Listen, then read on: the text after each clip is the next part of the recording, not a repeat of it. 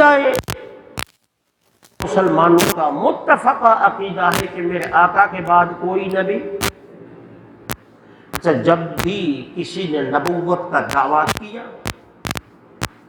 مسلمانوں نے تلوار اٹھائی، ان کے فتنے کو ختم کر دیا۔ ان بہت سارے فتنوں میں سے مرزا غلام قادیانی کا بھی فتنہ اٹھا۔ انگریز کا لگایا جس مسلمانوں میں انقلاب کیا۔ اب میں 2-3 چربی حقیقتیں بھی بیان کروں گا، امید ہے کہ آپ ان کے تمام پہلوؤں کا جائزہ لے کے بعد میں رد عمل دیں گے۔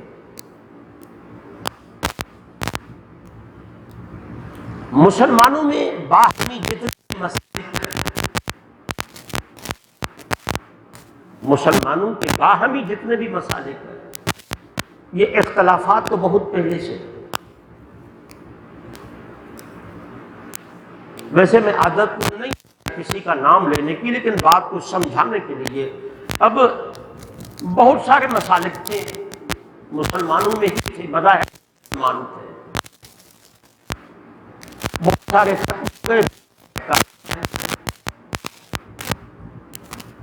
اب دیوبندی بریلوی یہ بھی مسلک بن گیا، بریلوی بھی ایک مسلک بن گیا، دیوبندی بھی ایک مسلک بن گیا، اہل حدیث بھی ایک مسلک بن گیا، سنی بھی ایک گیا، اہل تشیع ایک مسلک بن گیا۔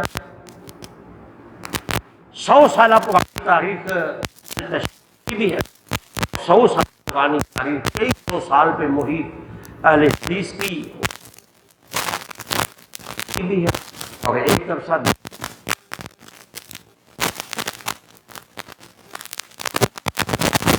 جب غلام احمد قادیانی کو کیا گیا، اس بدبخت نے جب نبوت کا دعویٰ کیا، مسلمان ان کے خلاف متحد ہو گئے۔ ادھر سے گولرا سے پیر مہر علی اٹھ جو اس بدبخت کو چیلنج کرتے ہیں،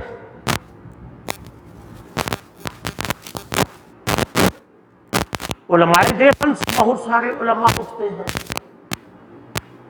عالم اسلام نے مل کے قادیانیت کا ایسا رد کیا کہ انگریز کو ان کے دفاع میں آنا پڑا۔ وہ جو مسلمانوں میں باہمی مسالک تھے، ان میں اتنی جب خرش پیدا کر دی گئی آپس میں۔ میں جو کہہ رہا ہوں مسلمانوں کے باہمی مسالک، کل کوئی کم پڑھا لکھا شخص اٹھ کے یہ الزام لگا سکتا ہے کہ امام صاحب نے سب کو مسلمان بنا دیا۔ جی، میں ہر گستاخ کے علاوہ سب کو مسلمان سمجھتا ہوں،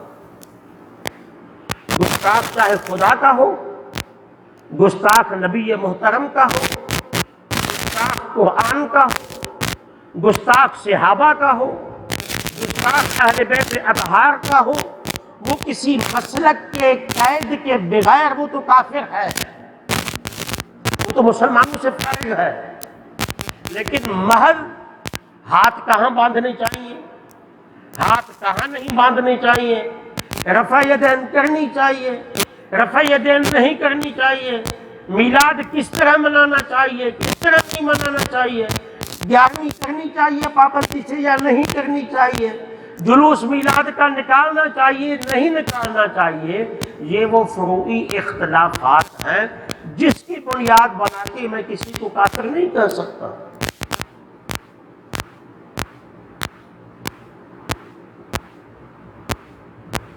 میں ایک مرتبہ جو گستاخ ہے اللہ اس میں نہ کوئی دیوبندی کا قید ہے، نہ کوئی بریلوی کا قید ہے، نہ کوئی شیعہ کا قید ہے۔ اگر گستاخی دیوبندی سے سرزد ہو جائے وہ بھی کافر، بریلوی سے سرزد ہو جائے وہ بھی کافر، شیعہ سے ہو جائے وہ بھی کافر، غیر مقلد سے ہو جائے وہ بھی کافر۔ گستاخ تو مسلمانوں میں ہے ہی نہیں۔ اس کے علاوہ گستاخ کے علاوہ بے ادب کے علاوہ جتنے بھی مسلمانوں میں باہم، ان میں ہر اسٹیج پہ میلاد النبی کے جائز یا ناجائز ہونے پہ دلائل تو دیے گئے، 11ویں اور 12ویں پہ دلائل تو دیے گئے، اذان سے قبل صلاۃ و سلام پڑھنے اور نہ پڑھنے پہ دلائل تو دیے گئے، نبی پاک کے پاس غیب کا علم ہونا ہے اس پہ دلائل دے کے اپنے سننے والوں کو مناظر بنا دیا گیا، لیکن ختم نبوت کے عظیم پہلو پہ علماء نے کام نہیں کیا۔ یہ تلخ حقیقت ہے۔ اگر یہاں پہ کوئی پڑھا لکھا قادیانی آ کے سوالات کرنے لگ جائے تو شاید چند لوگ اس کے جواب دینے کے قابل ہوں، بشمول میرے، ہم اس کے شاید جواب نہ دے پائیں۔ وجہ کیا ہے کہ ان کو آپس میں لگا دو، یہ آپس میں لڑے رہیں اور قادیانیت کو کھلا راستہ دو، وہ اسلام کے پیٹھ میں خنجر بھونکتے رہیں۔ بڑے طاقتور لوگ ان کے ساتھ۔ آج بھی قادیانیت کا جو مرکزی دفتر ہے وہ تل ابیب اسرائیل میں ہے۔ اگر بقول ان کے کہ وہ مسلمان ہیں، اسرائیل سے تو کسی مسلمان کا وجود برداشت نہیں، ان کو دفاتر کیوں کھول کے دے رہا ہے؟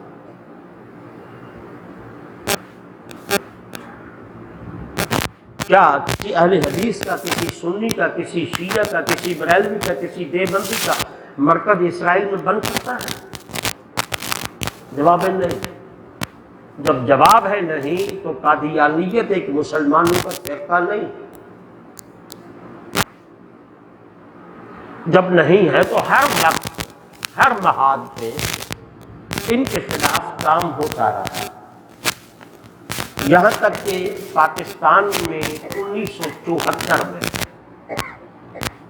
قائد ملت اسلامیہ امام شاہ احمد نورانی کی پیش کردہ تحریک تھے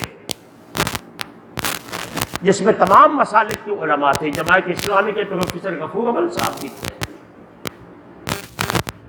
مولانا فضل الرحمان صاحب کے والد مولانا مفتی محمود صاحب بھی تھے، اور بہت سارے وہ لوگ جو مذہبی جماعتوں سے وابستہ نہیں۔ اس وقت ANP کے خان عبدالغنی خان بھی تھے، مرحوم ذوالفقار علی بھٹو بھی تھے، بہت سارے لوگ تھے۔ قومی اسمبلی نے متفقہ طور پہ سرکاری سطح پہ قادیانیوں کو کافر قرار دیا۔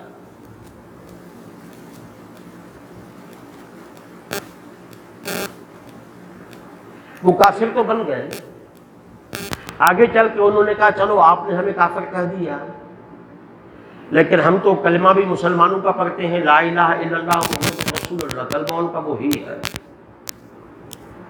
لیکن جب وہ محمد رسول اللہ کہتے ہیں نا تو وہ اس سے مراد اپنا وہ نام نہاد جو ان کا جھوٹا لعنتی نبی ہے احمد، وہ مراد لیتے ہیں۔ وہ ہمارے قرآن سے دلائل بھی دیتے ہیں۔ انہوں نے اپنی عبادت گاہوں کو مساجد کو کہنا شروع کر دیا تو اس وقت کے علماء پھر وفاقی شرعی عدالت میں چلے گئے۔ یہ 1984 کی بات ہے، ضیاء الحق مرحوم کا وقت تھا۔ تمام علماء نے دلائل دیے، عدالت کو مطمئن نہ کر پائے۔ ہمیں اہل سنت کو فخر ہے اپنے علماء پہ کہ قائد ملت اسلامیہ امام نورانی کی تحریک پہ ان کو قومی اسمبلی میں کافر قرار دیا گیا، اور جب عدالتی معاملہ آیا تو اس وقت علامہ پروفیسر ڈاکٹر محمد طاہر القادری صاحب نے مسلسل 3 دن تک دلائل دیے، بدھ کے دن اور جمعرات کے دن۔ جمعے کے دن عدالت کی چھٹی آ رہی تھی اور ہفتے کو طاہر القادری صاحب کا ملک سے باہر کہیں میلاد کانفرنس سے خطاب تھا۔ عدالت کو اس شخص نے درخواست دی کہ جمعے کے دن عدالت کھولی جائے، میرے دلائل مکمل ہوں۔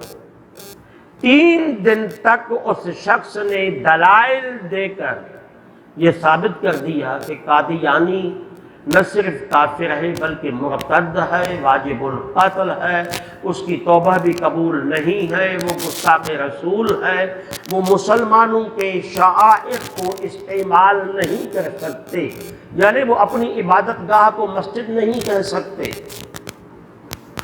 وہ اپنی عبادت کو نماز کا نام نہیں دے سکتے، وہ روزے نہیں رکھ سکتے، وہ اپنے آپ کو مسلمان ظاہر نہیں کر سکتے، حج نہیں کر سکتے۔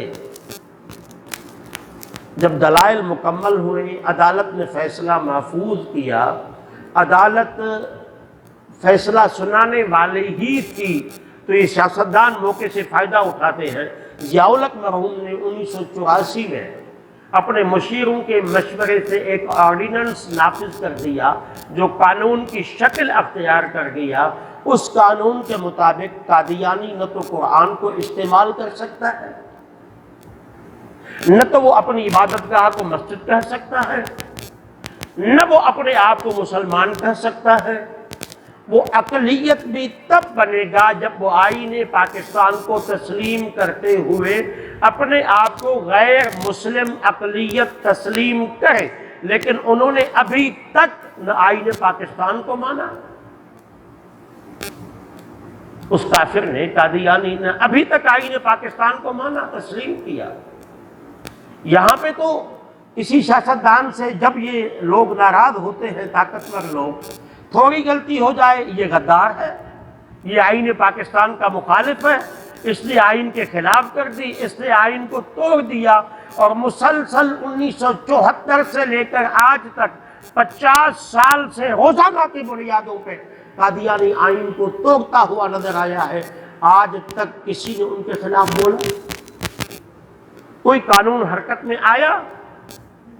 بولیے، نہیں آیا نا۔ جب نہیں آیا تو کیا میں تمہیں دلدار کہوں، میں تمہیں وفادار کہوں، میں تمہیں شاندار کہوں؟ نہیں، میرے پاس تو تیرے علاوہ، غدار کے علاوہ کوئی لفظ بھی نہیں بنتا۔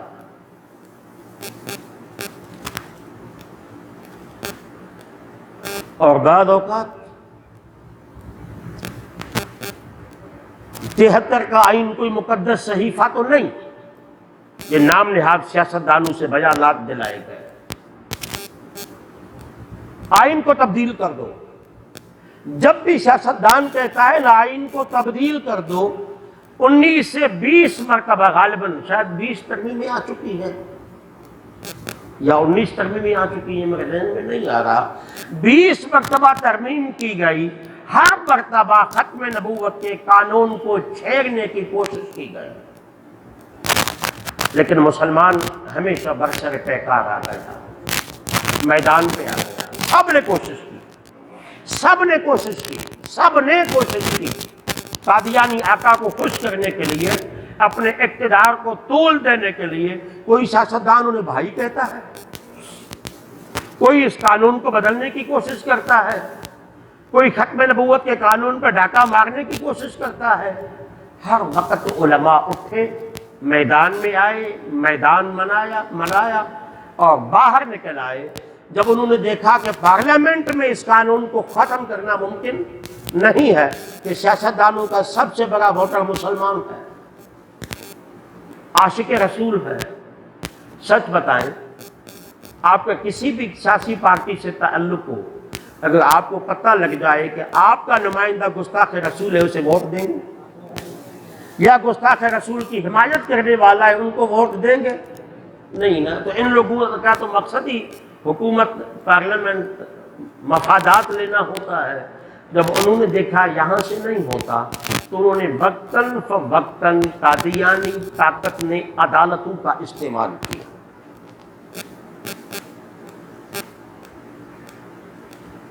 عدالتوں کا استعمال کیا، بار بار عدالتوں کے استعمال کرنے کی کوشش کی، لیکن الحمدللہ مسلمان اپنی ہی عدالتوں کے خلاف بھی کھڑا ہو گیا۔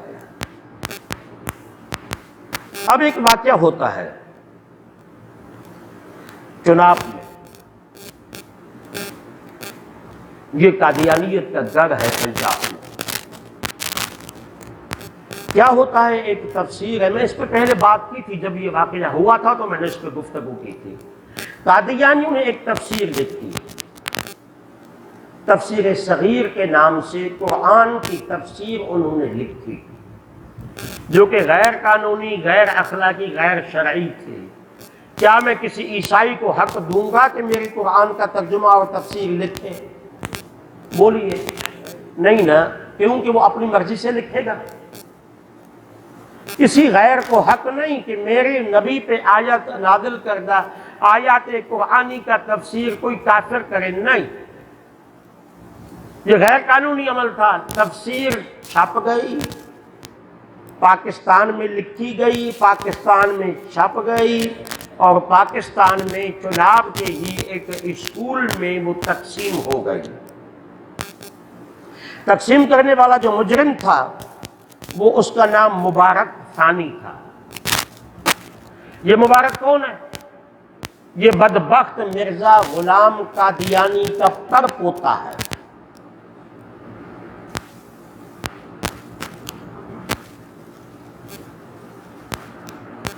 یہ مبارک،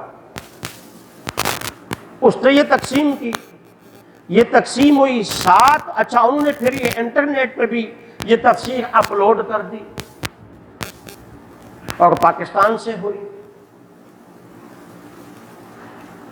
چونکہ 1984 کے قانون کے تحت پاکستان کے آئین اور قانون کے مطابق بھی قادیانی کھلے عام اپنے مذہب کی ترویج اور تشریح نہیں کر سکتا، اپنے مذہب کی تبلیغ نہیں کر سکتا۔ کرے گا تو قانون حرکت میں آئے گا، جیل میں جائے گا، لیکن کبھی حرکت میں تو نہیں آیا۔ مسلمانوں نے احتجاج کیا، 7 مارچ کو تھانے پہ گئے کہ ان کے خلاف مقدمہ داخل کرو۔ پولیس نے درخواست لے کے رکھ دی، آج کر رہے ہیں، کل کر رہے ہیں۔ مسلمان عدالت میں چلے گئے، 9 ماہ کی جد و جہد کے بعد ایک FIR داخل ہوتی ہے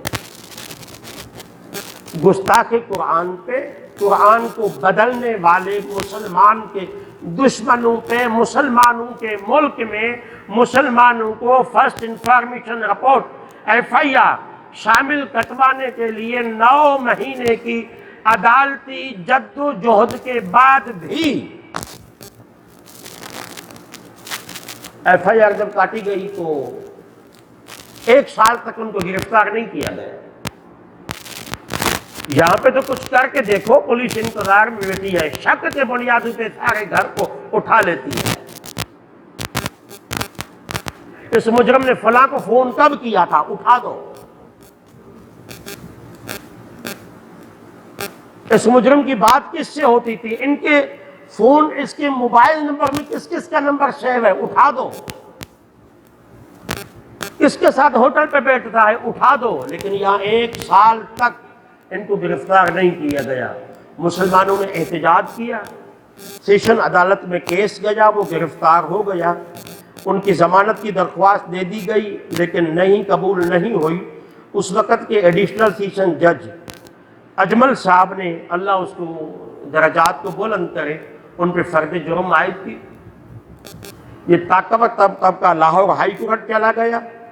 فاروق حیدر نامی جج نے نومبر 2023 میں اس کی ضمانت مسترد کر دی۔ طاقتور ہے نا۔ پھر یہ سپریم کورٹ چلا گیا۔ یہ کب گیا؟ یہ انتظار میں تھا۔ 6 فروری 2024 کو موجودہ چیف جسٹس فائز عیسیٰ یا نافائز عیسیٰ، ہوگی عزت آپ کی، لیکن جب آپ میرے مصطفیٰ کی عزت نہیں کرو گے تیرے کوئی بھی عزت نہیں ہے۔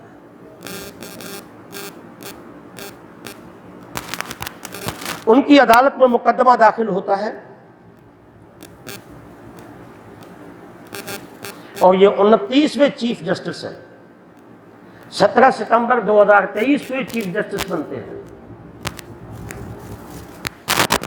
انتظار کرتے ہیں کہ کوئی ہمارے ذہن کا بندہ آئے تو پھر عدالت چلے جائے۔ میں کسی کو قادیانی نہیں کہہ رہا، لیکن سب کے اپنے اپنے مفادات ہیں۔ سیاستدانوں کا تو کہنا یہ ہے انہیں 3 سال کی مدت ملازمت میں توسیع بھی چاہیے، تو پھر بہت سارے کام کرنے پڑتے ہیں حرام کے لقمے کھانے کے لیے۔ جب ان کی عدالت میں مقدمہ آتا ہے تو 3 رکنی بینچ بنتا ہے. وہ جو 3 رکنی بینچ ہے وہ فیصلہ سناتا ہے. وہ فیصلہ 26 فروری کو بلکہ 6 فروری کو اس قادیانی کے حق میں آ جاتا ہے. مسلمانوں کی اپیل خارج کر دی جاتی ہے، اس کو آزاد کر دیا جاتا ہے کہ تم نے بہت اچھا کام کیا. مجھے یاد ہے میں نے یہاں پہ جمعے پہ 10 فروری میں خطاب کیا تھا. احتجاج ہوا، ہم نے باہر شاید احتجاج بھی کیا تھا. مسلمانوں نے احتجاج کیا، سخت احتجاج کیا. عدالت نے 26 فروری کو علماء کرام سے رائے طلب کی کہ قرآن اور حدیث کے مطابق ہماری رہنمائی کریں. میں 2 منٹ زیادہ دوں گا معذرت کے ساتھ. ہماری رہنمائی کریں کہ قرآن و حدیث اس میں کیا کہتا ہے. تمام مسالک کے علماء نے رہنمائی کی. 4 مہینے تک وہ صاحب پڑھتے رہے. پھر اجلاس بلایا اور پھر وہ اس نے سماعت کے لیے بلایا. سماعت ہوئی، ملتوی ہو گئی. دوسری مرتبہ سماعت ہوئی، ملتوی ہو گئی. تیسری مرتبہ سماعت کے بعد فیصلہ محفوظ کر لیا گیا. 24 جولائی کو وہ فیصلہ سپریم کورٹ نے سنا دیا جو مسلمانوں نے اپیل کی تھی کہ فیصلے پہ نظر ثانی کرو. مفتیان کرام سے فتاوی طلب کی گئی تھی.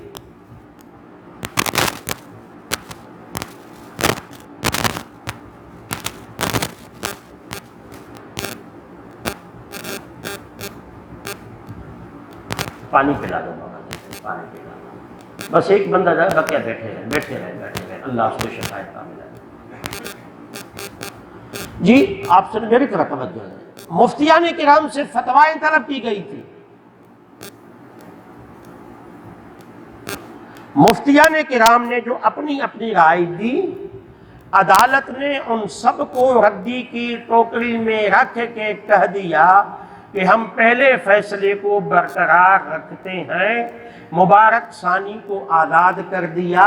اور عدالت نے کہا چونکہ یہ باہر اپنی تبلیغ نہیں کر سکتے، اپنے اسکولوں میں، اپنی عبادت گاہوں میں، اپنے گھنے گھروں میں، اپنے محلوں میں، اپنے علاقوں میں اپنے مذہب کی تبلیغ کر سکتے ہیں، لہذا انہوں نے جو یہ تحریف اور تبدیل شدہ قرآن کی تفسیر جس میں بے ادبی کی گئی، حضرت عیسیٰ علیہ السلام کی حیات کا انکار کیا گیا ہے،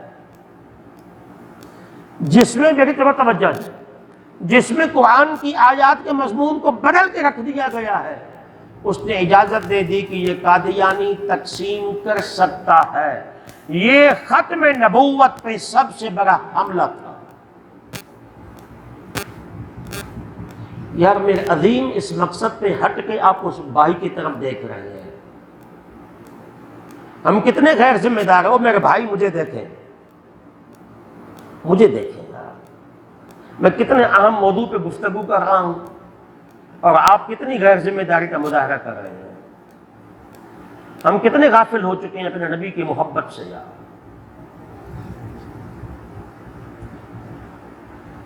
درود پاک پر اللہم صلی علی سیدنا و مولانا محمد مبارک.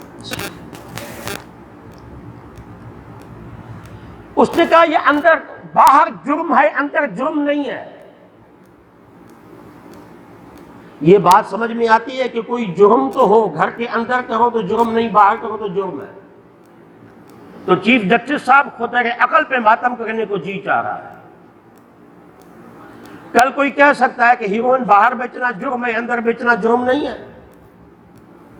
قتل باہر کرنا جرم ہے، گھر کے اندر کرنا جرم نہیں ہے.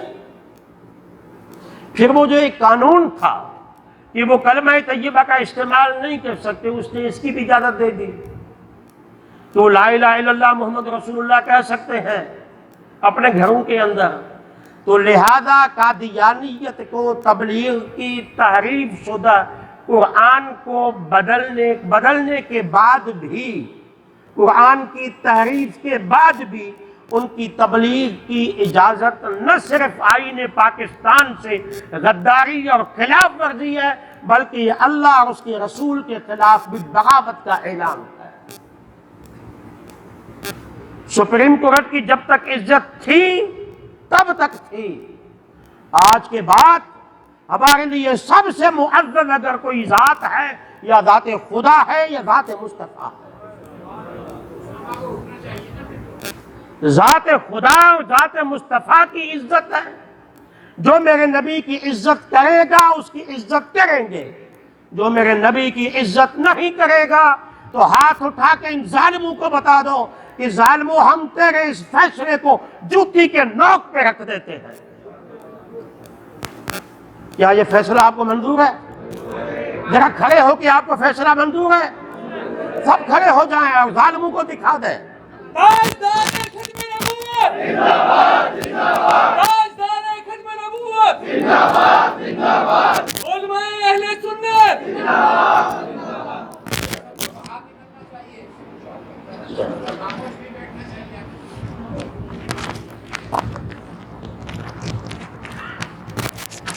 ہم انشاءاللہ ہمارے علماء اہل سنت کا اجلاس چل رہا ہے، انہوں نے ابھی تک اپنا باقاعدہ موقف نہیں دیا اس پہ، لیکن ہم نے اپنا موقف دے دیا۔ انشاءاللہ ضرورت پڑی تو روڈ پہ بھی نکلیں گے، راستے پہ بھی نکلیں گے، ہر قسم کی کسی کو میرے نبی کا فیصلہ منظور نہیں، چاہے کوئی بھی کتنا طاقتور کیوں نہ ہو، اگر کوئی میرے نبی کا فیصلہ منظور نہیں کرے گا ہمیں تو اس کا فیصلہ منظور، اللہ کی عزت کی قسم منظور نہیں ہے، گنبد خضرا کی عزت کی قسم منظور نہیں ہے۔ عزت سب سے پہلے مصطفیٰ کی ہے، اس کے بعد کسی اور کی ہے، وما علینا الا البلاغ۔